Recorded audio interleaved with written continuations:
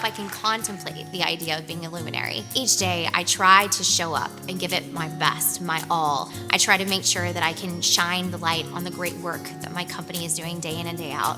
And then I go home and I try to shine the light on my family.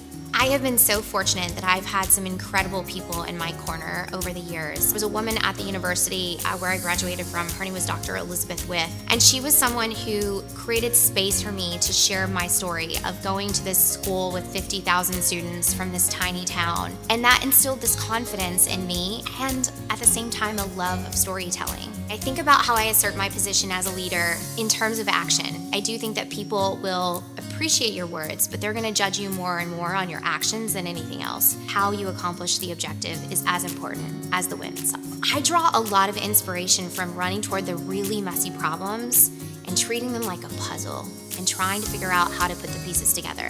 Not every decision at Spotify is going to go my way, as much as I wish it would. That sometimes when the decision doesn't go my way, the lesson can be learned on my side that maybe I could have seen the problem differently. At Spotify, 9,000 people work there, and about half of them are women. How can I ensure that I'm reflecting and representing a voice much bigger than my own? Narratives form faster than ever, so it's up to us as communicators to really try to shape those narratives. Lean into the punch, correct misinformation. The more that we're willing to put ourselves out there, the more the world will understand what we're really about.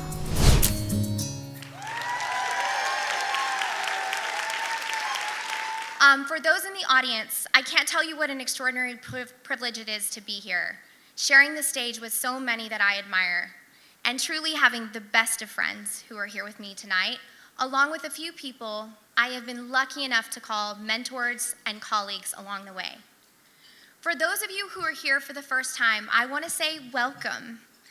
Attending my first Matrix Awards is something I will never, ever forget. I was sitting way back there, and I had served a cabinet secretary, I had been in the Oval Office, I had followed a senator all around Capitol Hill, and I'd worked for several CEOs, but this felt different. And the reason why is because the room was packed full of people who were working in my chosen profession, and they were operating at the very pinnacle of their career. They were also ready and willing to share their advice, their hard-earned secrets with the people sitting in the room. And that day, I was so lucky that PR powerhouse Liz Kaplow took me under her wing. I know Liz is in the audience tonight. Liz previously served as the president of the New York Women in Communications, and she has been such an incredible servant to this organization. But she took me under her wing as we watched Joanna Coles. And I don't know how many in the audience know Joanna Coles, but Joanna Coles is a force of nature. And so she stood up here. She was then the editor of Marie Claire and Cosmopolitan, and she paced us through the lessons. Yes, the Cosmo editor is also here tonight. Very full circle. Joanna paced us through the lessons that she had learned from a woman by the name of Kathy Black, who is the president of Hearst. I want to tell you this, some 15 years later, when my Matrix Award was announced, the very first person to text me, that same Joanna Coles. And the person in the room tonight to cheer me on, my own mentor, Kathy Black.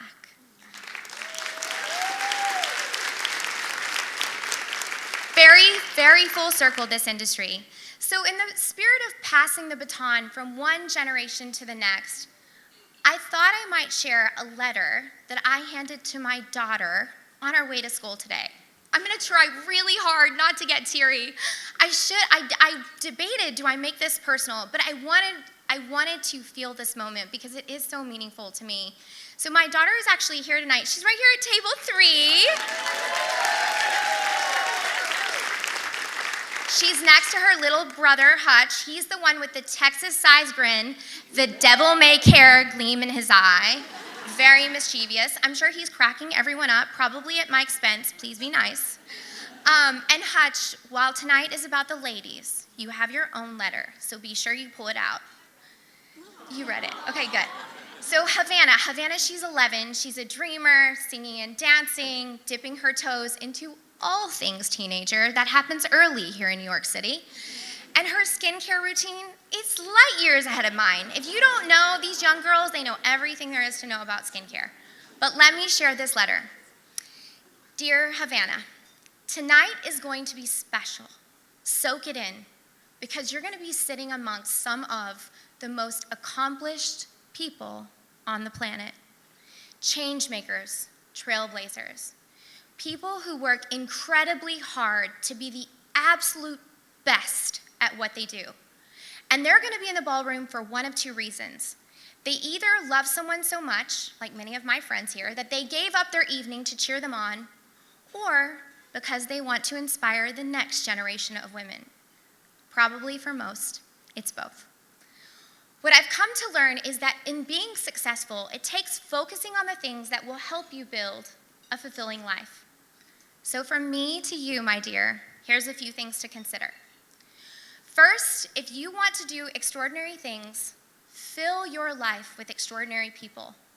Ones who challenge you, invest in you, help you see the world in a different way. Ones willing to ride the roller coaster. These are the ones you're going to learn the most from. The kind of hands you don't just shake, but the ones you hold on to. These are your people.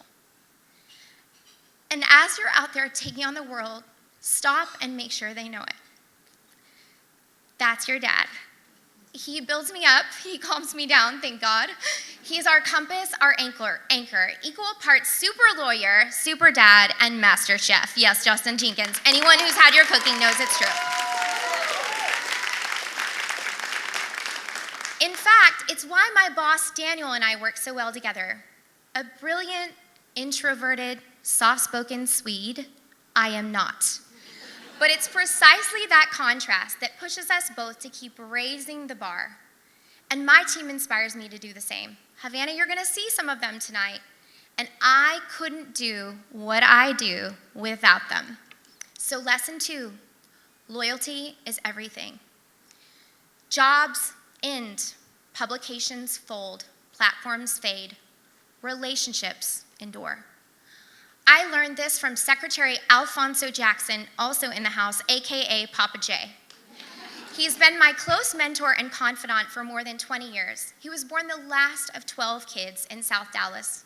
He went on to become a lawyer, a cabinet secretary, and then, as if that wasn't enough, a vice chairman at JP Morgan. I was there, though, on the day that he became secretary. And at his first official trip to Dallas, Texas, he stayed to shake every last hand. Long after the schedule permitted, the security was freaking out, we gotta go, and he would not move. And when I questioned him and I said, Mr. J, why did you stay so long? He said something to me that I've never forgotten. The shoulders who lifted me, those will be the same shoulders that I walk down on long after this job. Never forget that, and I never have. Lesson 3, enthusiasm is a superpower. Dig deep, really deep, and always find it. While you can't control every task or demand, you can control how you show up for it. People who are genuinely excited, and you've seen some of them tonight, like all the way down to their toes, their energy is magnetic. They lift everyone around them. The secret to turning obligations into opportunities is remembering to change just one word. Turn every I have to into I get to, and everything changes. This lesson ages with you. As you know, Havana, a few weeks ago there was that trip to India. I was dreading that trip. I kept thinking 19 hours is a long time in a flight, and 19 hours each way in 5 days, it felt like too much. But I thought about that younger version of me, and she would have killed to get on a flight to Mumbai. She would have killed to be lobbying the government, to give a big speech, and oh, by the way, interviewing a massive pop star on a stage in India. So I found my positive attitude and boarded the plane for what was no doubt one of my Spotify highlights. And that takes us to lesson 4. There's just no substitute for hard work and hustle. Havana, you're a New Yorker. You are. I'm a Texan, you're a New Yorker. Hustle is the reason this city, it never sleeps. But you are also a Texan. I put that Texas soil under your bed when you were born. And that Texas soil gave us Cowboy Carter, Willie Nelson, and Lady Bird. And of course, it also gave us Lee Van and Betty Tucker, your grandparents, who are in the house tonight. They sacrificed a lot for me. Deep in the oil fields of West Texas, they built their businesses to give me every opportunity. Hard work is in your blood. Where we came from, women working in engineering were as rare as Texas snow days. And there definitely weren't any with the audacity to run their own companies, except for one, your grandmother. Which leads us to the last lesson. While it might feel safer in middle school, which I get, to fit in, there's something so remarkable about standing out, as many of this in this audience know, being one of one. So finally, as my own grandmother used to say, in a world full of rhinestones, darling, be a diamond. The greatest joy in my life is watching you and your brother shine. Keep going. Thank you, New York Women in Communications. Thank you to this audience.